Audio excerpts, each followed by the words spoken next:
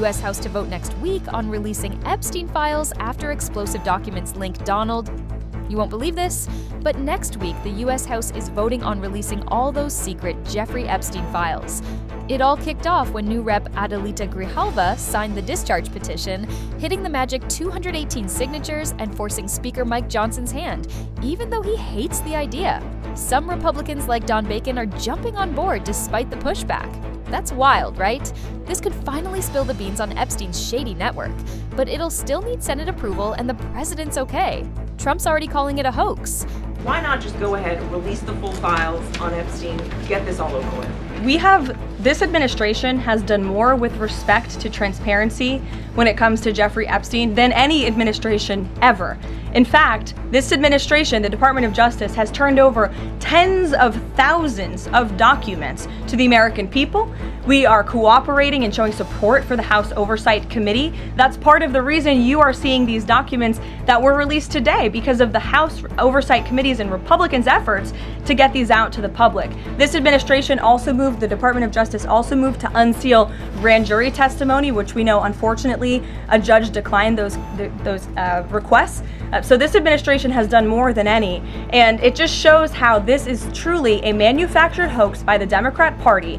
For now, they're talking about it all of a sudden because President Trump is in the Oval Office. But when Joe Biden was sitting in there, the Democrats never brought this up. This wasn't an issue that they cared about because they actually don't care about the victims in these cases. They care about trying to score political points against President Trump, as we have, of course, seen with this government shutdown. And this entire thing, again, it's not a coincidence to the American people at home. There are no coincidences in Washington, D.C. And it is not a coincidence that the Democrats leaked these emails to the fake news this morning ahead of Republicans reopening the government. This is another distraction campaign by the Democrat and the liberal media, and it's why I'm being asked questions about Epstein instead of the government reopening because of Republicans and President Trump. But given your interest in transparency, Caroline, why are White House officials then meeting with Representative Boebert in an effort to try and get her to not sign this petition calling for the release of the files? Doesn't it show transparency that members of the Trump administration are willing to brief members of Congress